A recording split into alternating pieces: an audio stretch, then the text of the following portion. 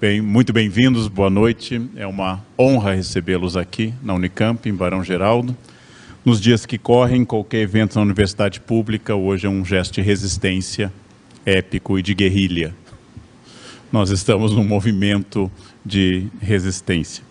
E queria agradecer em particular e deixar claro que o grupo que preparou isso, a Ana Carolina, que acabou de falar, a Gabriela, o Ricardo, o Eduardo, a Maria Emília e a Isabela, esqueci de alguém? Não. Todo o esforço que está ocorrendo aqui é deles. Eu entrei exatamente como Pilatos no credo, eu entrei como alguém que oferece o nome, fiz a função importante, não, acho que não citei o Plínio, não, eu entrei apenas para oferecer o espaço, a institucionalidade, o título, o cargo, fazendo aquilo que se espera de um professor, que é não atrapalhar a iniciativa das pessoas. Foram essas pessoas que fizeram, levaram adiante, constituíram o LEA, constituíram esse encontro, trabalharam com a falta de verbas. Estamos num encontro cujo subtítulo é Gambiarra. Estamos todo baseado nesse espírito despojado da gambiarra. E, em particular, eu queria lembrar de um processo, não é propriamente uma palestra sobre um tema, eu adoraria falar especificamente sobre o meu tema, crônica no Vale do México do século XVI, porém, eu vou fazer algo um pouquinho mais geral do que isso. Em primeiro lugar, eu considero que houve uma primeira geração de americanistas que era formado de pessoas que não tiveram formação em América. Em geral, no Brasil, vou dar o exemplo da minha própria orientadora, Janice Teodoro da Silva, da USP, a quem eu tenho uma gratidão enorme, a quem tem uma gratidão enorme por tudo que fez e pelo quanto me ensinou, que me apresentou todos os autores que depois marcariam a minha formação. Foi com ela que eu conheci praticamente todos os autores que eu uso até hoje.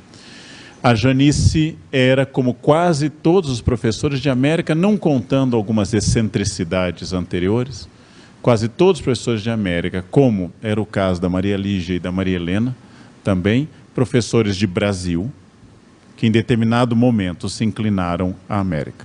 Janice fez um mestrado sobre política potiguar na República Velha, fez um doutorado sobre planejamento colonial de São Paulo, planejamento urbano, e, finalmente, apenas a partir daí da livre docência, ao publicar América Barroca para o evento de 1992, dos 500 anos do acontecimento de Colombo, apenas a partir daí, Janice é exclusivamente de América colonial. E ainda assim, América Barroca tem capítulos sobre Padre Vieira e tem capítulos sobre algo que seria Brasil colônia. Essa primeira geração pioneira, muito criativa, ela existiu na USP, como eu já citei, Maria Helena, Maria Lígia em Independente, Janice em Colônia, e aqui na Unicamp, quando eu entrei, um pouco ao final do Paleolítico, encontrei aqui um outro membro dessa geração, representando um outro tipo de pesquisa, que era o professor Héctor Hernán Bruy, que na Unicamp foi o único professor de América durante quase 2 décadas. Bruy era um pesquisador de América independente, que depois, a partir da livre docência, ao pesquisar Las Casas e produzir o livro sobre a simulação sobre o projeto colonial de Las Casas e o conceito de melação que ele introduz no livro, passou a se dedicar também à América colonial. O professor Bruy era muito amado e muito temido. Quem o conhece sabe que ele tinha essa delicadeza mapuche misturado com a delicadeza chilena, né, tirando o Eduardo.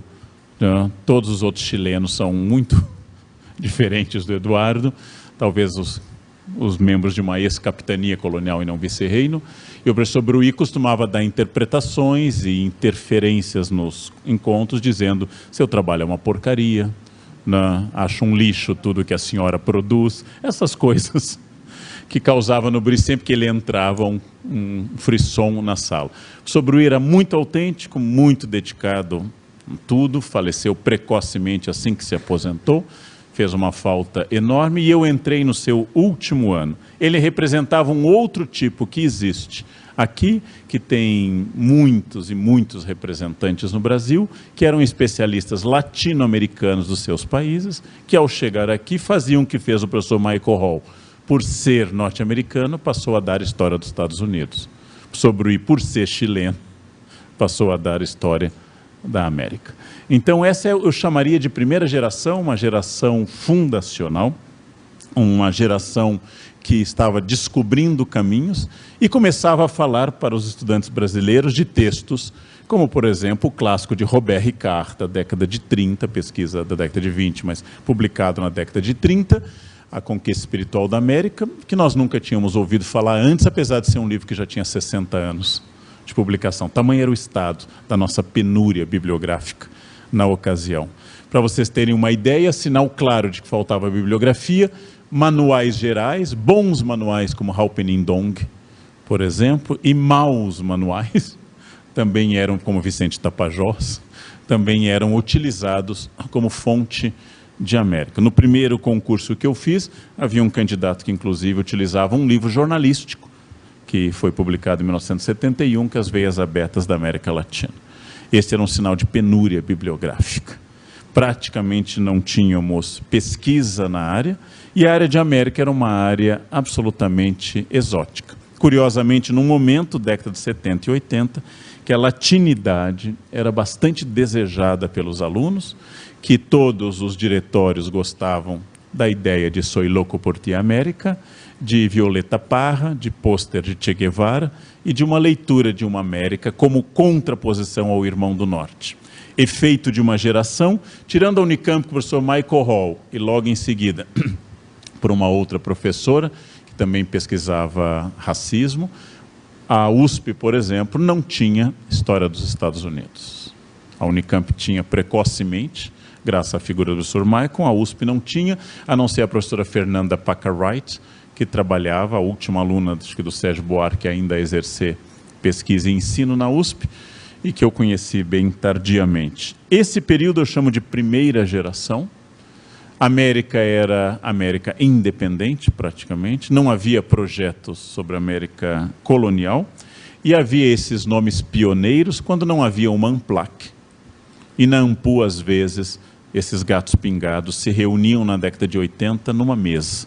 Bastante neto. Quando nós falamos dessa pré-história, existe de alguma forma uma relação com a busca de uma identidade latino-americana independente, cuja relação política está na resistência ao imperialismo norte-americano, a denúncia das contradições sociais da América, e no campo da escrita se identifica com uma obra da década de 60, que é o Realismo Mágico de Gabriel Garcia Marques.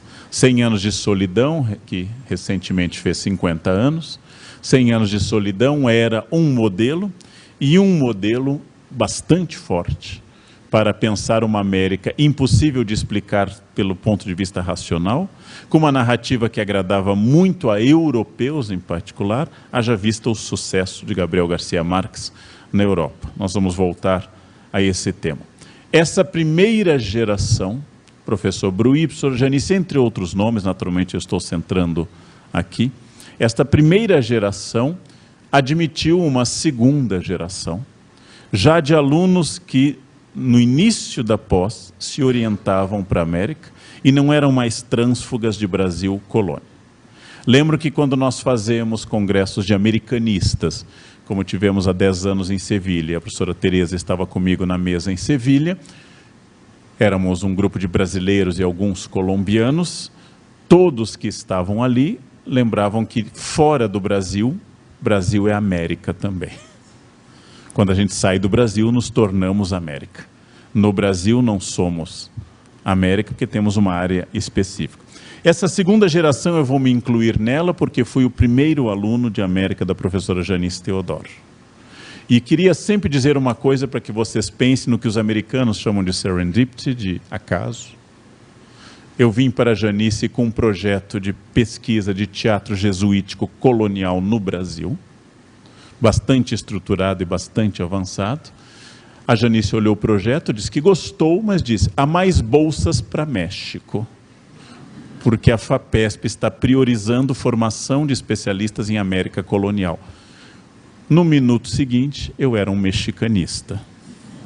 Ou seja, foi a bolsa que me trouxe para a América, foi o puro interesse de ter como sobreviver em São Paulo que me trouxe. Se houvesse bolsas para estudar Índia, se houvesse bolsas para as Filipinas, e hoje eu estaria num feliz congresso de história filipina nesse momento. Ou seja, eu fui atrás da minha convicção absoluta com isso. E acabei fazendo um estudo sobre a comparação Brasil e México, e eu seria essa geração intermediária, que não é mais a geração de brasilianistas ou de especialistas em Brasil, mas já focado em América. E já com uma novidade que se tornaria regra, de passar um tempo estudando no México. Isso se tornaria uma regra depois, coisa que não havia. Quando eu conheci aos pesquisadores, como o professor Bruy, conhecia muito bem seu país natal. Ele nunca tinha ido naquela ocasião ao México, assim como a Janice estava indo a primeira vez. Isso era típico de uma transição nesse momento. A grande mudança é que essa geração, influenciada no meu caso pela Janice, descobriu a crônica. E para a crônica descobriu novas necessidades. A Universidade Brasileira não formava naquela época, e provavelmente continua não formando, especialistas em paleografia. A paleografia continua sendo uma falha. Eu tive que aprender com um professor muito competente e fascista, que era o professor Romain Blanco, que dava uma aula de 2 horas, 1h30 ele defendia franco a tortura de comunistas e a prisão do mundo comunista. Naquela época ele era exótico. Hoje, infelizmente, ele estaria mais à vontade. Mas naquela época ele era exótico. E ele dava meia hora de aula de paleografia brilhante, depois voltava a advertir dos riscos do comunismo na nossa pesquisa. Bem, naquela época o aprendizado de paleografia, eu conto aos meus alunos, a primeira semana no Arquivo Nacional da General de la Nación no México, foi tomado por lágrimas. Eu choro muito pouco, choro muito raramente, mas ao chegar com uma bolsa e olhando os textos e não conseguindo ler uma linha, eu chorei, eu pensei, acabou, não vou conseguir, não tenho o que fazer aqui. Depois comecei a ler tábuas de paleografia, comecei a fazer cursos, e esta é uma necessidade que foi bastante superada hoje. Hoje, muitos especialistas em América são também bons paleógrafos em cursiva isabelina, cursiva manuelina, em escrita notarial aqui da América. Esta outra geração passou a frequentar arquivos, com o desafio da paleografia, mas passou também, e muito importante, a identificar a crônica como uma solução por estarmos a mais de 10 horas de voo dos nossos arquivos. Estudar as obras de Pedro Mártir de Angleria, estudar as cartas de Colombo, editadas por seu filho e por Las Casas, estudar os grandes nomes da crônica, Mendieta, estudar Sahagún, estudar Duran, estudar os nomes da crônica franciscana, dominicana, estudar os nomes das crônicas chamadas mestiças, Fernando de Alva e Schlichostil, ou estudar Guamán Poma de Ayala, Nova Crônica e Bom Governo, que tem o agravante das imagens, passou a ser uma solução, porque essas crônicas nós podíamos ter no Brasil. Essas crônicas foram republicadas a partir de 1992, no esforço do 5º centenário, e nós tínhamos acesso a essa bibliografia, especialmente do Fundo de Cultura, através da Livraria Azteca, do lado da PUC de São Paulo. Lá o Chiquinho nos apresentava para os últimos lançamentos da Fundo de Cultura ou de outras editoriais de América Latina. Assim, a crônica se tornou uma boa solução, porque ela representava uma fonte pouco trabalhada no Brasil e, ao mesmo tempo, representava uma possibilidade de interagir com a tradição da escola da nova história ao introduzir a antropologia na maneira de fazer América. Esse era o recorte que nós vamos voltar. Eu diria que a partir dessa geração, do qual eu seria um representante entre muitos, outros grandes nomes da pesquisa podiam ser citados aqui exaustivamente, existe uma terceira e quarta geração que está em parte presente hoje aqui, o professor Luiz Estevam, o professor Andres, todos que passaram pela Unicamp ou pela USP. Essa terceira e quarta geração que eu vou tomar no contexto, que são professores que têm mais de 30 anos. A minha geração teria mais de 50, a geração do Bruy teria hoje mais de 70. Essa geração passou a ser inteiramente formada em novos desafios, inteiramente profissionalizada, inteiramente distinta de uma iniciativa tateante, porque já pegou o Mamplac funcionando, já pegou mesas na Ampu, deixaram de se sentir estranhos no ninho, passaram a ir ao México mais vezes em poucos anos do que eu a vida inteira, passaram a ficar temporadas no México. Hoje é comum um aluno, ou pelo menos era, comum um aluno de iniciação científica achar que precisa ir ao México. Isso não era comum. Essa geração passou a ter muito mais fluência em espanhol e, além da crônica, passou a trabalhar novas fontes, em vários sentidos, fontes documentais. Passaram a ter o que era esporádico. Eu fui a pessoa que trouxe pela primeira vez, eu e a Janice, Grunzinski ao Brasil. Grunzinski depois passou a vir regularmente ao Brasil. Passaram a ter contato com os pesquisadores dos Estados Unidos de origem latina, como professores Cañizares Esguerra, passaram a ter contato com os produtores de sentido, como Rolando Adorno, por exemplo, que nos congressos de americanistas em Sevilha, Cracóvia, Bratislava, Viena, Quito, o que eu estou esquecendo? Quais foram os outros? Passaram a ter esse contato com outros pesquisadores, passaram a trazer esses pesquisadores e já surgiram numa época que praticamente todas as faculdades e universidades públicas já tinham América 1, 2 e várias tinham 3, distribuindo entre colônia independente e contemporânea, ou às vezes Estados Unidos, colônia independente, às vezes pré-hispânica, como a USP pioneiramente teve. Na Unicamp nós nunca tivemos uma América de colônia. Eu é que introduzi o estudo pré-colombiano, desculpe, nunca tivemos um pré-colombiano, e passaram a ter também nessa geração, que eu vou chamar de terceira e quarta, indigenistas ou especialistas no mundo indígena, como, por exemplo, o professor Eduardo Natalino dos Santos, professora Márcia Arcuri e outros, que também estão com um livro importante. Pessoas que passaram a trabalhar temas, e fui a muitas bancas em temas específicos, que, como eu dizia, nas bancas, no Museu de Arqueologia da USP, aqui ou em outras faculdades, poderiam ser defendidos nas universidades do México, por exemplo, ou nas universidades latino-americanas. Por exemplo, comércio de jade. O comércio de jade, de jadeíta, na Mesoamérica, é sinal de um tema, de uma pesquisa, que mostra uma evolução de uma geração que não está mais dizendo nice to meet you, não está mais apresentando Mesoamérica, conceito de Kirchner de 1940, mas está dizendo há um comércio de jade. Esse comércio de jade tem uma simbologia. As plumas de Quetzal constituem redes de sociabilidade através dos postecas, dos comerciantes da Mesoamérica. Os postecas não discutem mais, como foi discutido na geração anterior, como no livro da Paz e Terra, Conceito e Modo de Produção, no qual o capítulo final perguntava se o modo de produção asteca seria o modo de produção comercial ou asiático transformado. Não pensamos mais a América por modelos exclusivamente europeus, mas passamos a pensar a América arqueológica, indigenista, e uma América por uma realidade não apenas a partir da leitura feita nos grandes centros culturais aqui e urbanos. Essa terceira e quarta geração é muito produtiva. Aliás, todos os jovens historiadores hoje são muito produtivos, pressionados por concursos e pela questão do currículo Lattes, entram nessa fase publique ou pereça, e hoje, desde a iniciação científica até o fim do mestrado, os alunos têm um currículo quase sempre já melhor do que o nosso. Quase sempre com muita publicação e indo a todos os eventos. Batizado, quermesse, qualquer evento que eles possam estar publicando, fazendo coisas. Não?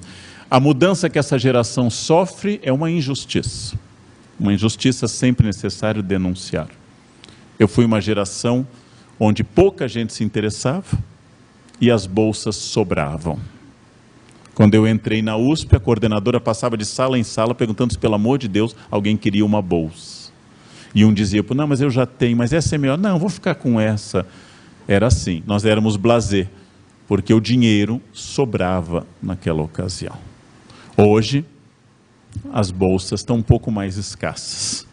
Conseguir uma bolsa é um ato hoje bem mais difícil. É uma injustiça porque justamente a geração mais bem preparada da pesquisa, mais dedicada, mais entusiasmada com a América, mais profissional, encontra a menor capacidade de obter financiamento público para uma área que, sendo a América colonial totalmente alheia aos interesses do mercado, praticamente não tem outra fonte de financiamento.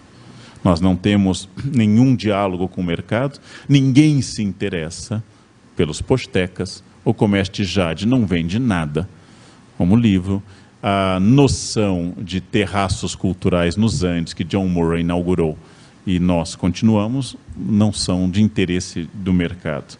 Logo, essa geração mais arquivística, mais voltada ao desenvolvimento de línguas, marcada de novo pela antropologia, especialmente da nova história, essa geração começou a trabalhar em meio a uma escassez do retraimento do Estado, em alguns casos, como o caso trágico, terrível e sempre necessário denunciar, de um colapso absoluto, como é o caso da UERJ no Rio de Janeiro, um crime que está sendo cometido contra o patrimônio deste país. A UERJ é notável em vários campos, está hoje quase que dizendo, olha o risco que existe nesse momento.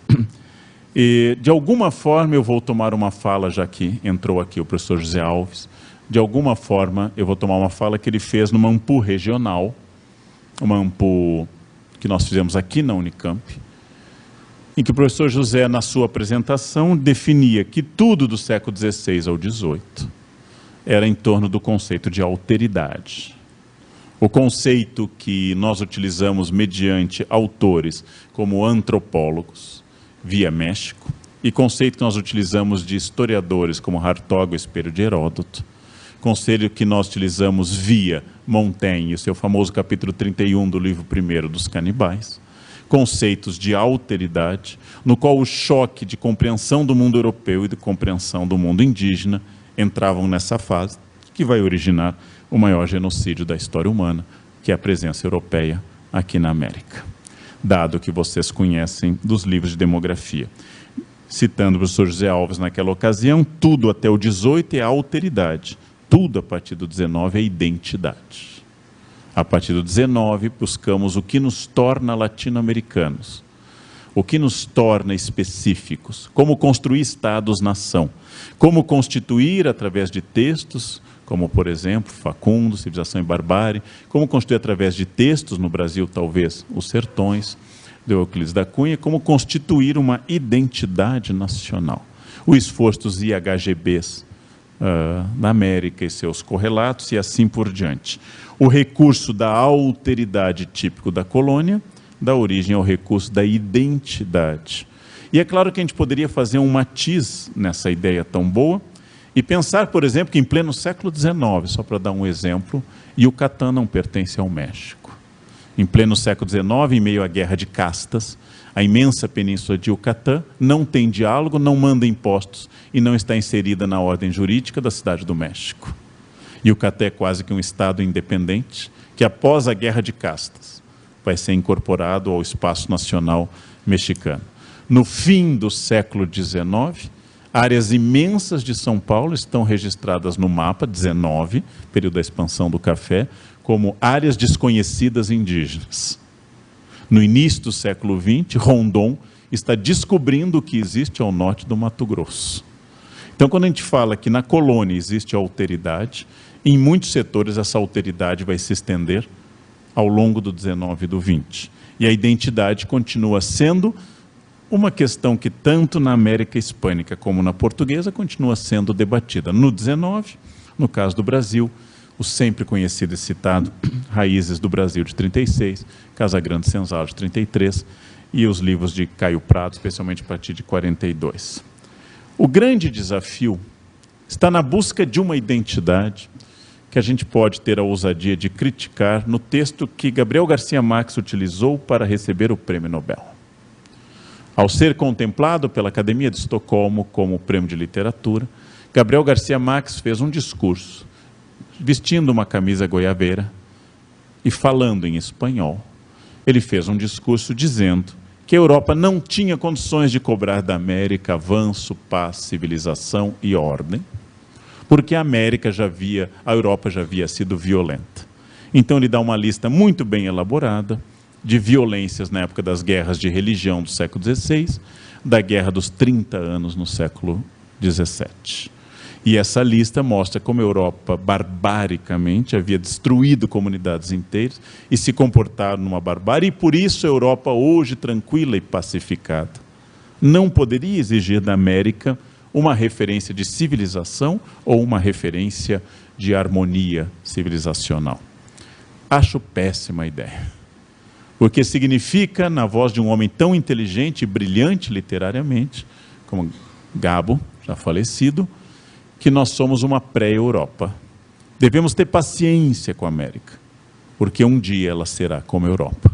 Devemos ter tranquilidade com a América, porque se hoje somos agitados, hoje temos perturbações na Venezuela e outros lugares, é porque ainda não chegamos a essa etapa superior da civilização, que seria a Europa. Bem, acho que Gabriel Garcia Marques é um gênio literário, mas ele nunca fez um curso conosco de História da América. E o primeiro, olha a nossa pretensão, né? O que falta em Gabriel Garcia Marques é ter feito a minha disciplina, adoro essa pretensão. É, em primeiro lugar, pensar fora do esquadro Europa.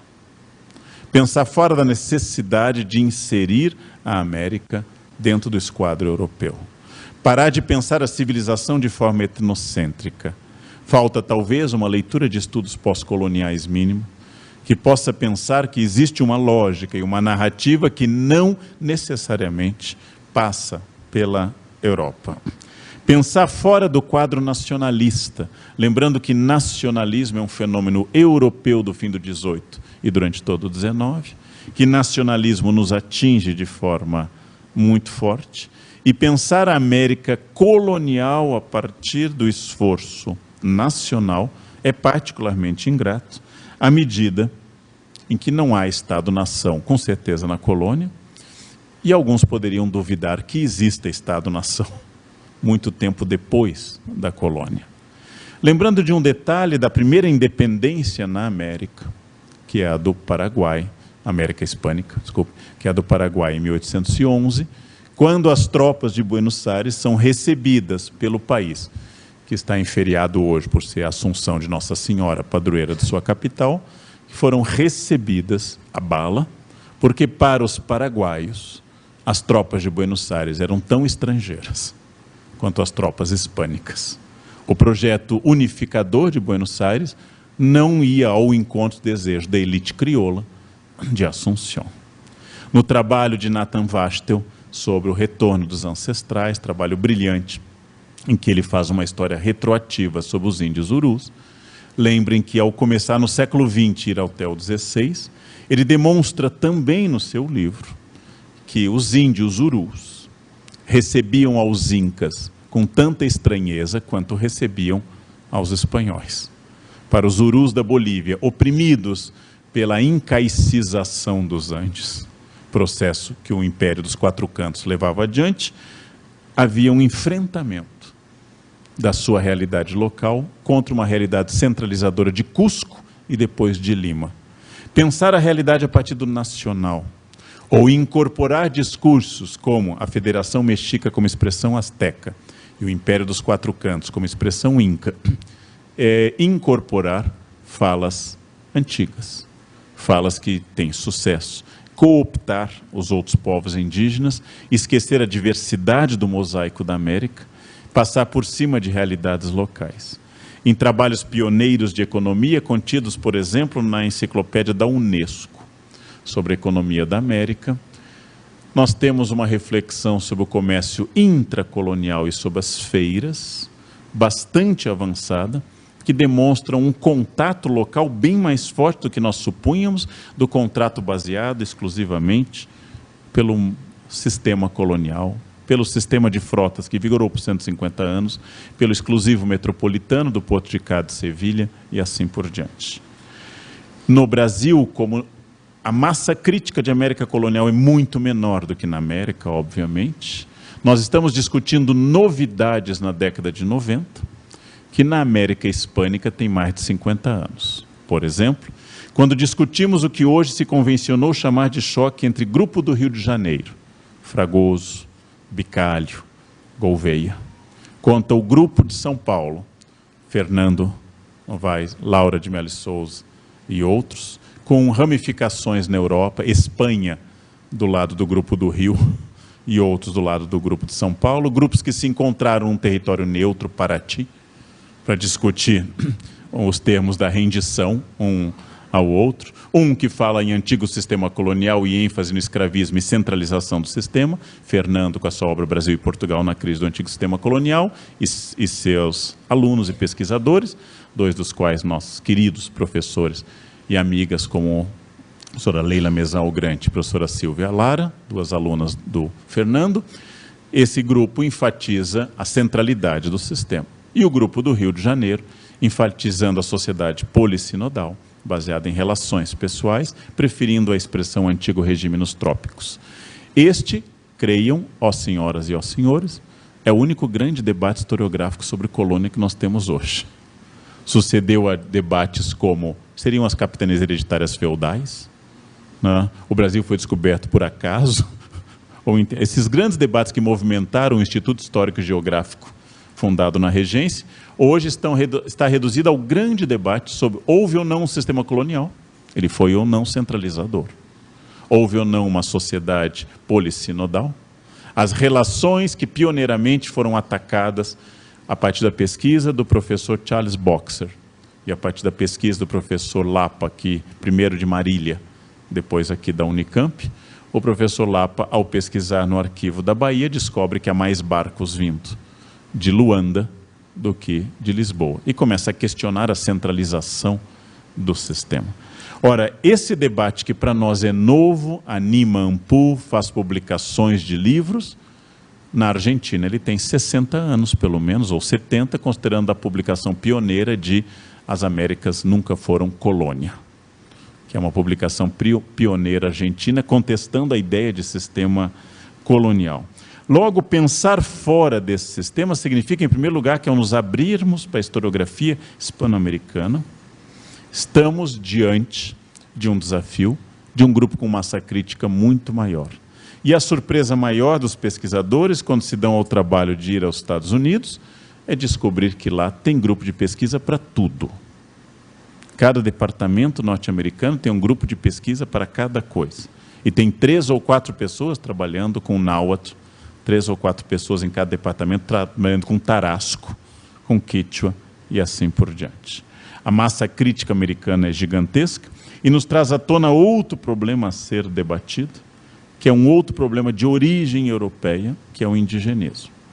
Como todos sabem, ao ler os textos clássicos sobre indigenismo, a obra pioneira Ave Sem Ninho, na Bolívia, dá origem no pós-Primeira Guerra a muitas obras clássicas, no qual romances escritos por crioulos, romances escritos por homens brancos, dominantemente homens brancos, ou de identidade branca, quando não totalmente brancos, passam a falar de um indígena diluído na natureza, simpático à natureza, um homem forte, de pouca comunicação, mas a verdadeira raça da América, como escreve a excelente, magnífica obra de Arguedas, Raça de Bronze.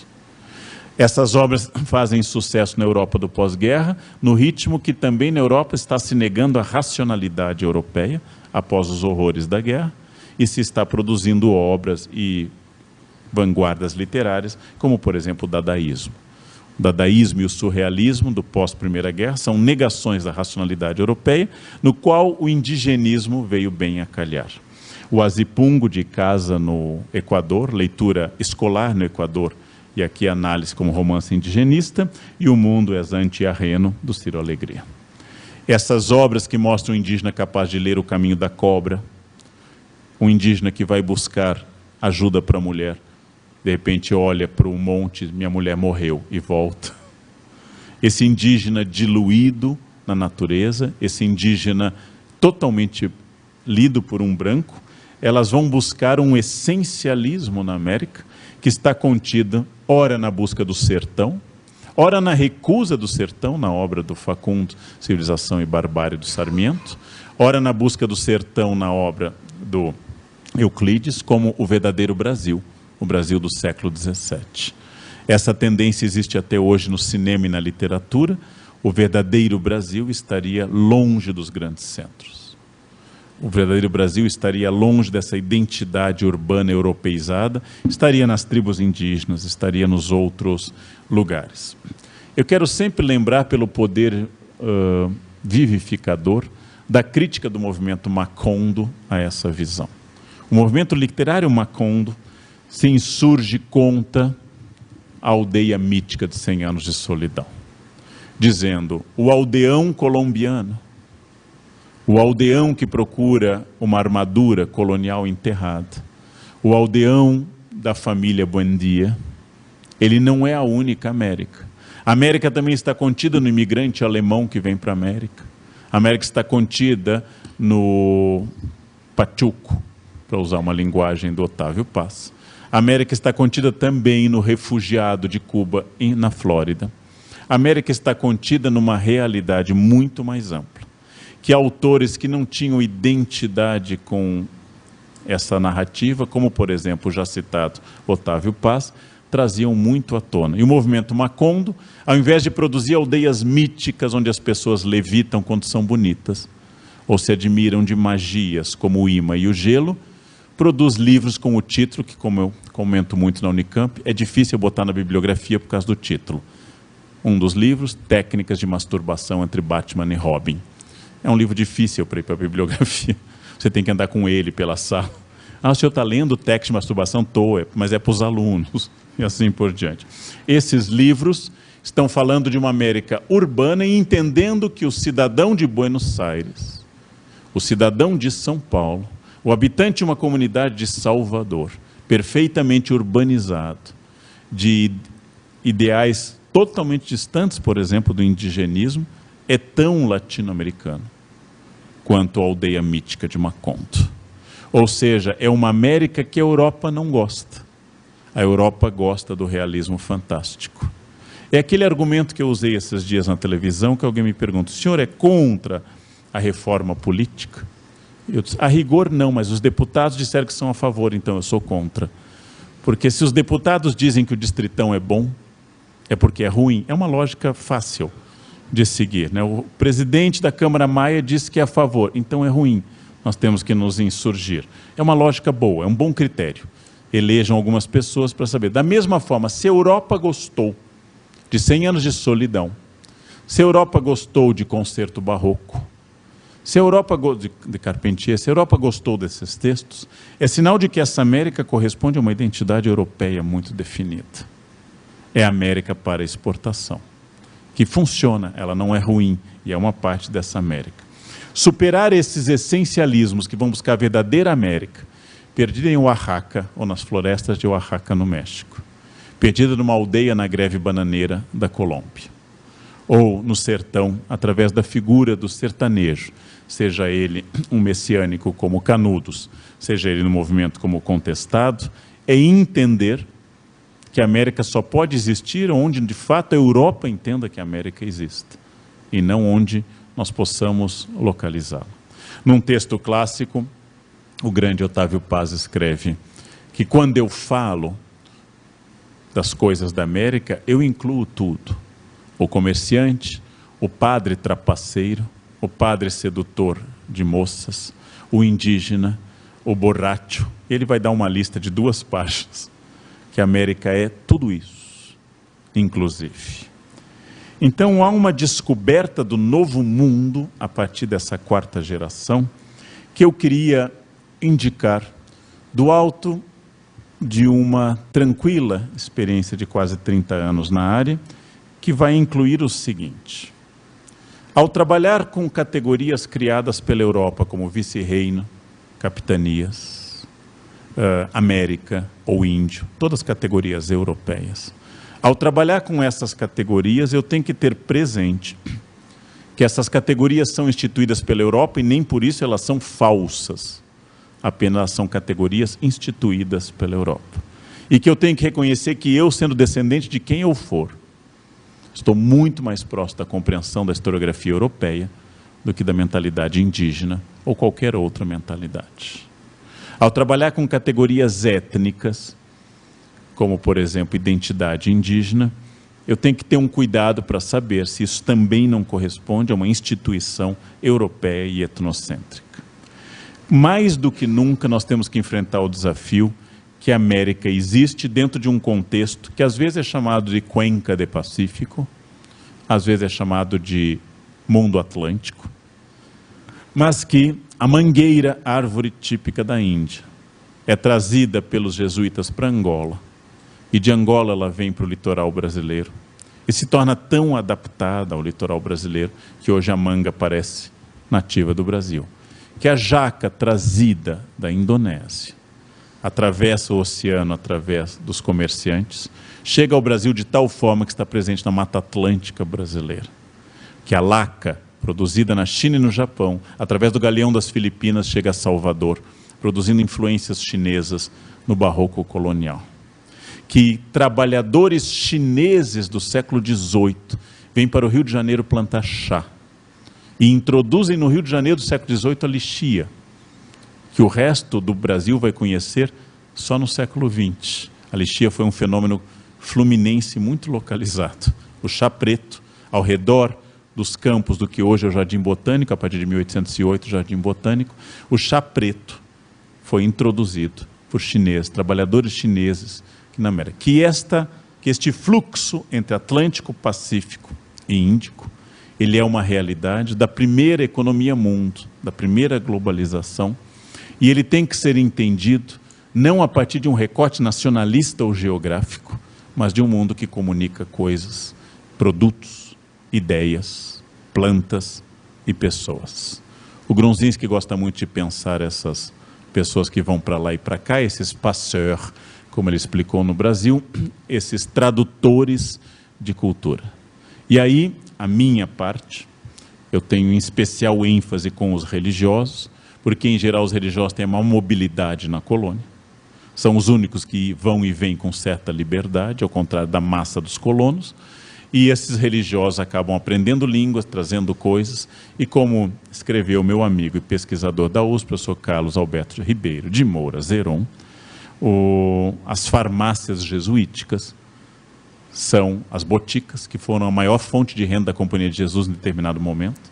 Os jesuítas ganham mais dinheiro com as boticas do que com a sua fazenda da Ilha do Marajó. A Ilha do Marajó inteira era fazenda jesuítica.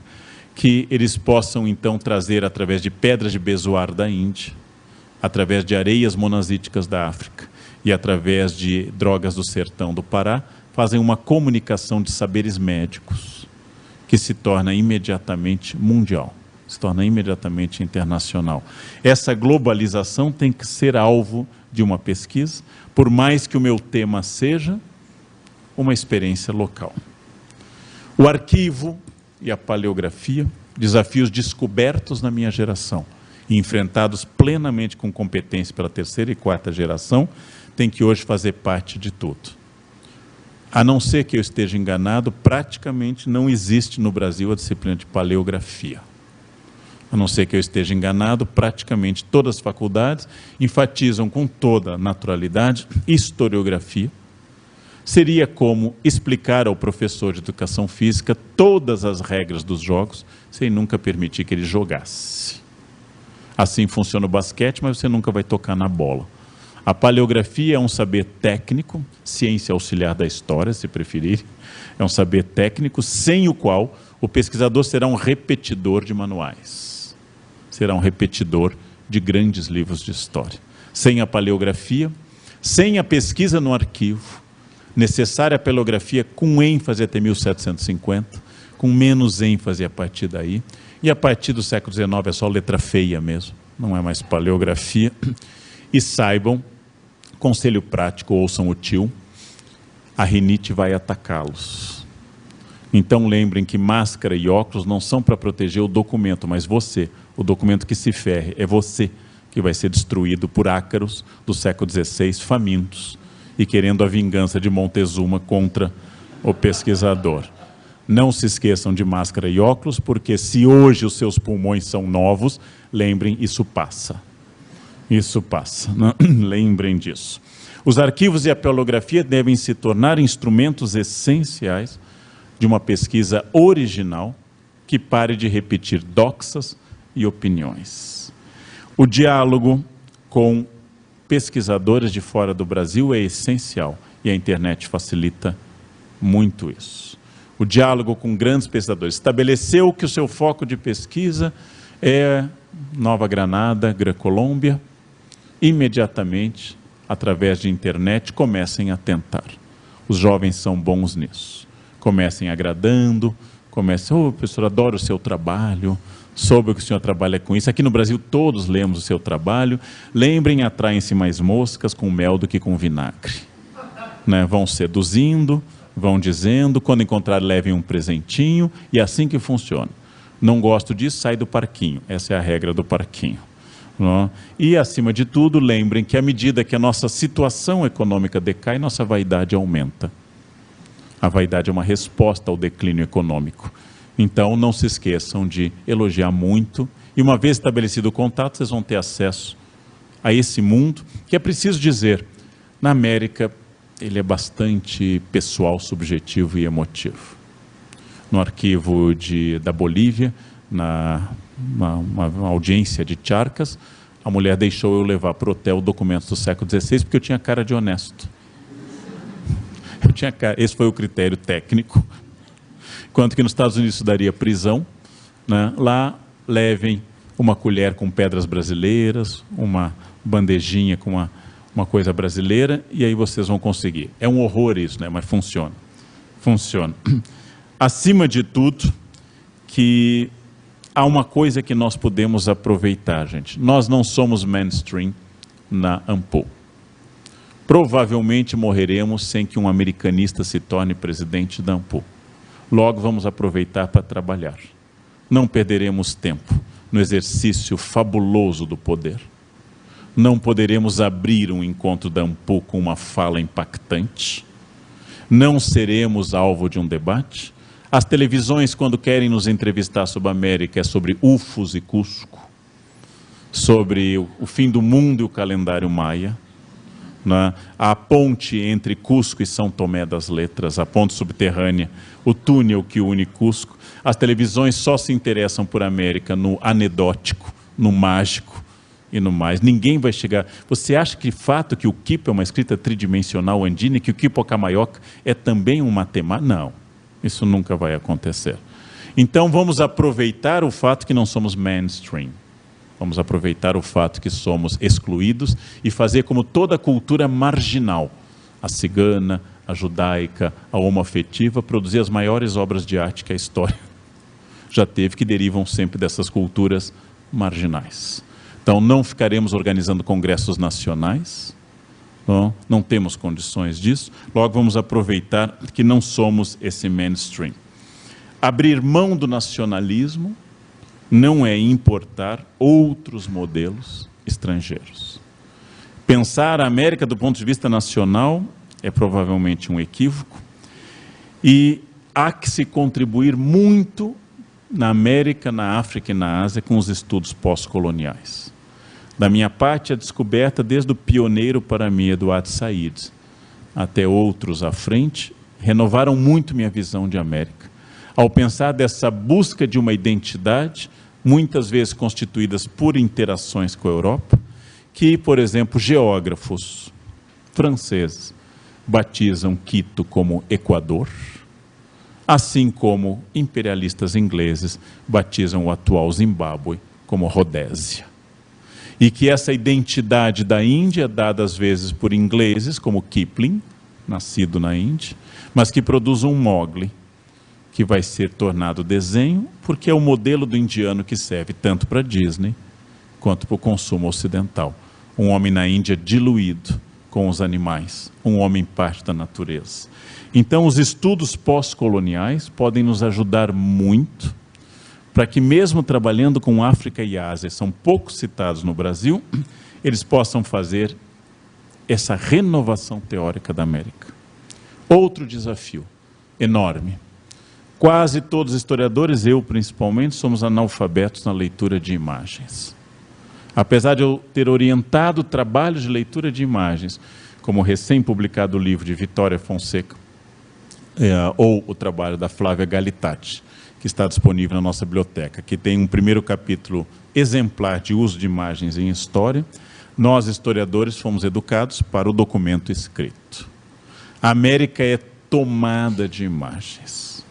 Numa única cena da casa do Deão de Puebla, Grunzinski, ao pensar na centaura, eu sempre digo essa palavra, não sei se existe em português, mas quando ele pensa na centaures, na centauro fêmea, e nos macacos que cheiram uma flor alucinógena, ao constatar, a partir de um outro clássico livro sobre as pinturas morais nos conventos novo-hispanos, que nós temos 300 mil metros quadrados de pintura só no Vale do México, e que isso explica por que nós temos que incluir tlacuilóque, nessas pinturas, por que não podem ser só pintores europeus, que não há mão de obra suficiente para 300 mil metros quadrados. A partir de uma única casa do Deão de Puebla, Grunzinski produz um dos seus capítulos mais exemplares sobre a sobreposição, imbricação e o discurso da mestiçagem. A obra do Guamán Poma de Ayala é para uma vida inteira. Haja visto os excelentes textos de Mercedes Lopes Barralde e Rolena Adorno. Cada imagem que Felipe Guamán Poma de Ayala faz na carta ao rei da Espanha dá uma tese. Mas para isso nós precisamos ser alfabetizados na imagem. Capelas de arte chamada indocristiana, como na região ao redor de Puebla, com anjos, com asas em forma de casca de banana. Cenas, imagens aqui da América, continuam sempre sendo vivificadoras, e esse desafio imagético deveria ser enfrentado por nós, orientadores, e por todos, de admitir alunos que pensem a América como ela foi também concebida, como uma cenografia, seja nos arcos triunfais que Sor Juana Inês de la Cruz faz para receber o vice-rei Marquês de Laguna e sua esposa, Luísa, seja nos arcos triunfais que Góngora faz no México, seja nas pinturas, seja no riquíssimo barroco aqui da América, seja nas narrativas através dos códices, muitas vezes pintados para a Europa, como é o caso do Códice Florentino de Sahagún, ou simplesmente de quadros, mandados fazer por Maurício de Nassau e presenteados a nobres europeus. Essas imagens trazem muito sobre a América, e quando nós trouxemos para o Brasil em 2000, nós, porque eu participava dessa exposição, os dois mantos Tupinambá, os únicos existentes no mundo. O manto que está em Paris e o manto que está na Dinamarca. Um meia estação e outro comprido. Ao fazer o primeiro exame dos mantos Tupinambá, uma obra insubstituível do legado da América colonial, descobrimos que a maior expressão de arte plumária do 16 e a única sobrevivente do 16, fora o cocar de Montezuma em Viena, contém penas de galinha. Ou seja, não são da América, mas são já frutos de uma mestiçagem com aves. A galinha não veio, e lembrem que a galinha causou medo na frota de Cabral aos indígenas lá levados, segundo a carta de caminho. Então nós vamos descobrir que somos, e eu sempre conto aos alunos da minha experiência com indígenas, quando ao fazer uma exposição em Washington, fui à Ilha do Bananal buscar material para as vitrines indígenas, como fiz para o Museu da Língua Portuguesa, e perguntei aos indígenas que queriam contas, eles queriam dar informações em troca de contas para os colares. E eu perguntei aos indígenas da Ilha do Bananal, uma região riquíssima, como vocês sabem, desde Lévi-Strauss, tem mais troncos linguísticos na Ilha do Bananal do que na Europa Ocidental. Perguntei aos indígenas que tipo de contas eles gostariam para eu levar, e eles me deram as indicações precisas para ressaltar a sua cultura local. Eles gostavam de contas tchecas de plásticos vendidas na rua 25 de Março. Eram as preferidas da cultura indígena do Bananal. E quando eu olhava aquele azul brilhante e amarelo das contas, pensava, que coquinho dá origem a isso? Que corante eles tiram do urucum esmagado ao luar, né, por Iracemas, cantando algum canto para Anhangá. Eram contas de plástico, tchecas, e eles têm que ser tcheca porque as chinesas são ruins. Eles ainda tinham demandas de mercado. As contas tchecas eram as melhores. Desde então, passei a olhar para aqueles colares muito mais como Macondo do que como Macondo. Muito mais como uma América rica na sua sobreposição, que nós podemos chamar de mestiçagem, o conceito é problemático. O novo desafio da história imagética também deve reforçar nossa busca por fontes e nunca vamos nos esquecer pela busca pela teoria. A teoria sobre o que é mestiçagem, o que é sobreposição, o que é uma figura mestiça, o que é cultura, o que é contato cultural, demanda ainda um debate quase infinito. A América pressupõe isso. Se houver uma quinta geração, se houver universidade brasileira numa quinta geração, se houver futuro, se o amanhã chegar, eu diria que a última fronteira de desafio é aquilo que só parte da quarta geração respondeu. Uma quinta geração deve buscar, especialmente nas fontes dos Estados Unidos, do México e do Peru, formar uma geração plenamente versada em línguas indígenas. Esse é um desafio enorme. Pessoas plenamente versadas em línguas indígenas podem trazer uma renovação muito grande. E aí uma frase que na década de 60 não seria bem-vinda. Se vocês tiverem que escolher um local para pesquisar, a América é cheia de boas universidades, algumas das mais antigas do Ocidente. Lembrem que a Universidade de São Marcos, em Lima, é do século XVI, de Santo Domingo, é do México. Só o Brasil teve que esperar até o século XX para ter universidades. Há arquivos maravilhosos por toda a América, fascinantes, junto com o arquivo de Sevilha, também fascinante. Mas, se vocês quiserem ser felizes e bem tratados, tentem estudar em arquivos norte-americanos. Bibliotecas muito boas, e muitas vezes os originais estão no Texas e não no México. Não só porque o Texas foi México, mas porque os americanos, para preservar, são imbatíveis. Bibliotecas norte-americanas são voltadas para o pesquisador e todo o esforço da universidade é de amparar o pesquisador. Nas outras, a relação é de bandeirante, chegando no sertão e vendo se eu consigo distinguir esmeralda de outras pedras. Na década de 60 seria uma traição. Hoje, se vocês puderem escolher, visitem toda a América Hispânica, mas passem um tempinho nos Estados Unidos e voltem, se forem capazes, para isso, porque as bibliotecas americanas realmente são muito boas. Bem, nós temos que superar, eu vou dizer duas coisas contraditórias para conduzir à conclusão. Nós temos que superar uma gambiarra típica de América. Quando eu cheguei aqui, o professor Bruy dava América colonial e independente. Quando ele se aposentou, eu dei durante uma década América colonial e independente, não sendo pesquisador de independente. Para minha dor, alguns alunos diziam que a aula de independente era melhor que a de colonial. Onde eu não pesquisava, eles sabiam que eu era mais claro e mais direto. Bem, só acontece isso em América. Nunca um professor de Brasil colônia, faltando o professor de Brasil independente republicano, vai dar o curso. Nunca um professor de história antiga vai dar o curso de moderna. Nunca o professor de moderna vai dar o de contemporânea, pelo menos nas grandes universidades. Mas faltou de América 1, põe o 2. Faltou de 2, põe o 1. E pode dar Estados Unidos, que é América. Tudo é América. Isto é uma mostra de desrespeito à nossa área, desrespeito à especificidade da nossa área. Essa lógica existe em muitas universidades. Há uma bibliografia própria, há uma bibliografia mínima em cada área. Independente da minha postura teórica, eu vou ter que ler textos de Miguel León Portilla, eu vou ter que ler textos, por exemplo, de John Moore, eu vou ter que ler textos clássicos, eu vou ter que ler textos recentes e a imensa produção de artigos. Mas eu queria falar de uma coisa para vocês pensarem. Os concursos agora serão mais ou menos como senadores éticos. Eles podem surgir, Existem lendas a respeito, não? Há narrativas literárias, mas a escassez é absoluta.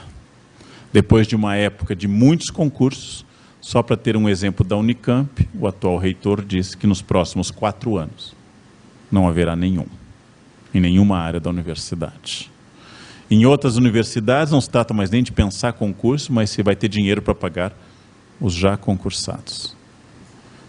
Essa situação é nacional. E mesmo que superemos a crise econômica, há uma chance muito grande de que várias lideranças políticas aproveitem a crise econômica do passado para eliminar a preocupação com a área de humanas. Então, o que eu prevejo são dias de poucos concursos. Nesse caso, cabe a nós historiadores, além de manifestações claras a favor, de novo, da revitalização da área de humanas, cabe também pensar que é uma estratégia indispensável aquilo que eu já recomendei a vários alunos. Trabalhe colônia, mas veja como essa ideia da colônia foi lida no 19.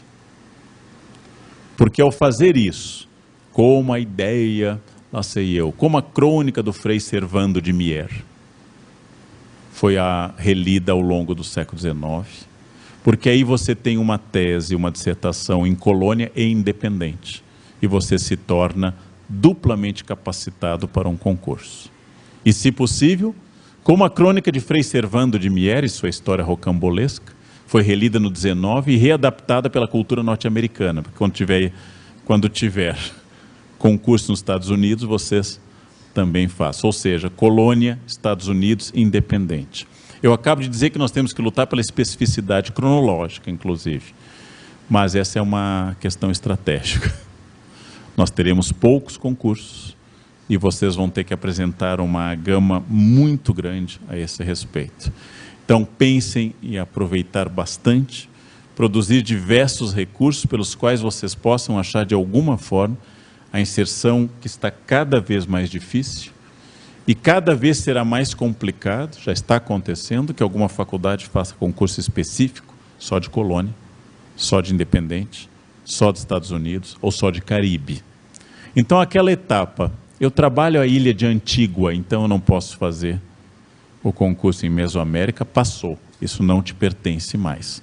Vocês trabalham América, para entrar pelo menos na universidade, para entrar se esse for o desejo das pessoas. Mas infelizmente o realismo me manda ter uma perspectiva bem dura sobre os anos seguintes. Está ruim, muito ruim, está trágico em alguns lugares como a UERJ, a crise vai passar, nada indica que o arranjo político que vai suceder a essa crise vai restaurar uma preocupação intensa com a universidade pública ou com a área de humanas.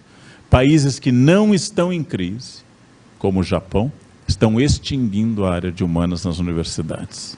O Japão está fechando o curso de filosofia, história da arte, história e antropologia, enfatizando engenharia. Nós temos pelo futuro uma ênfase no pragmatismo científico e a história vai enfrentar o mesmo problema que ela enfrentou várias vezes. O século XVIII foi o da filosofia, o XIX foi o da história, o XXI vai ser o do mercado prático, com coisas que virem dinheiro. Então, é uma questão que nós temos que enfrentar. É um momento mais complicado do que era no passado. Como eu disse, não era uma análise de um momento, mas brevemente eu queria falar de tendências e de perspectivas no campo. E, infelizmente, ao contrário do que manda a retórica, que é terminar com entusiasmo, a retórica manda fazer algo que mova a plateia. Vamos então lutar pelo Brasil, e aí os integralistas se animam e batem palmas. O momento é de quase luto na área da educação. Um momento é de muita dificuldade. Vamos tentar sobreviver a esse momento, tentar achar alternativas, mas é preciso muito foco na nossa produção, porque se já não há muito espaço, ele existirá apenas para quem for muito bom, porque a tendência vai ser diminuir todas as áreas. Aí não é América, sejamos justos, o mesmo desinteresse que se tem pela colônia, se tem pelo mundo bizantino, a não ser aquilo que explique algo muito contemporâneo, como expansão árabe. Bom, o resto vai sofrer bastante. E eu queria passar adiante, falando exatamente dessa obra, que eu tive uma breve e insignificante participação, mas que foi organizada pelo Duda aqui, Luiz Estevam Oliveira Fernandes, que passou por essa universidade e hoje está na UFOP, pela professora Maria Cristina Bon Martins, minha colega de graduação no fim do século XVII, e hoje titular da Unicinos, da Universidade do Vale do Rio dos Sinos, e pelo equatoriano-americano aqui, que é o Jorge Cañizares Esgueira, que esteve aqui na universidade dando um curso sobre Bíblia, né? Sobre Bíblia, depois foi para o Rio, foi para o UFOP também, e passou a ter um diálogo muito grande. As Américas, na primeira modernidade, é talvez o melhor gesto de esperança nós temos, porque são livros gestados por muitos pesquisadores, em meio a uma crise de recursos enorme e de enorme qualidade. Não digo isso porque participei, eu já participei de livros muito ruins. Digo isso porque, ao contrário dos livros que eu examino, que tem artigos brilhantes, médios e medíocres, esse tem uma uniformidade pouco comum na área. Ou seja, não é livro que você vai lembrar por um artigo. Não é aquele Linhagens do Estado Absolutista Superiorianos que a gente só lê Espanha e França. Ninguém lê Polônia ou Japão, capítulos que tem no livro. Não é aquele livro clássico que ninguém tem todos os capítulos, mas é um livro em que cada capítulo constitui de forma, ao mesmo tempo que didática, muito clara, uma posição muito interessante e que eu faço os votos que, sendo lançado hoje aqui nesse encontro, autografado pelo professor Luiz Estevam, faça uma trajetória muito grande de sucesso como o livro merece. Da mesma forma, outros pesquisadores da USP, como o professor Eduardo Natalino dos Santos, que não está agora aqui, mas tem um livro muito ligado a essa área de arqueologia indigenista, no Museu de Arqueologia da USP, também mostram a vitalidade de uma área que continua existindo, continua resistindo. Então, recomendo que todos vocês, se puderem, adquiram, que leiam, que utilizem, que compartilhem, porque a melhor resposta que a gente pode dar a essa tentativa sistemática de eliminar a pesquisa e eliminar a produção de ideias na área de América é responder exatamente produzindo mais, nem que seja por vingança. Na biografia que Fernando Moraes faz da Olga Benário Prestes, ele diz uma frase de um livro que eu li na década de 80, acho que todos aqui tiveram contato com o livro ou com o filme. Ele diz uma frase da Olga com a qual eu encerro. Presa num campo de concentração, grávida, separada do marido também preso no Brasil, entregue à barbárie germânica pela ditadura de Vargas, tendo apenas Dona Leocádia, sua sogra, lutando por ela na Europa inteira, ela diz às companheiras no campo de concentração onde ela viria a ser executada e separada da filha. Ela diz: a maior vingança contra os nazistas é sobreviver. A maior vingança da era política que nós estamos vivendo é produzir, ser bons, produzir bons textos como esse, dar boas aulas, conseguir de algum jeito ir a arquivos, trazer luzes, explicar aos alunos. A maior vingança é ser bom numa época que pede que nós sejamos ruins, desapareçamos ou nos suicidemos. De alguma forma, a nossa vingança vai ser sobreviver, comparecer ao enterro de Temer e dizer que a América continua de pé, apesar do esforço dos colonizadores. Nós estamos lá, não? Vamos repetir como no filme de Kurosawa, Madadayo, aquele velho professor, que uma vez por ano faz a festa Madadayo, para dizer aos alunos em japonês, Madadayo, ainda não morremos. Então, a cada encontro desses da Amplac ou das mesas da Ampu, nós vamos dizer Madadayo, não conseguiram nos matar, ainda não, nós sobrevivemos. Eis a prova da nossa sobrevivência. Muito obrigado pela atenção. Obrigado.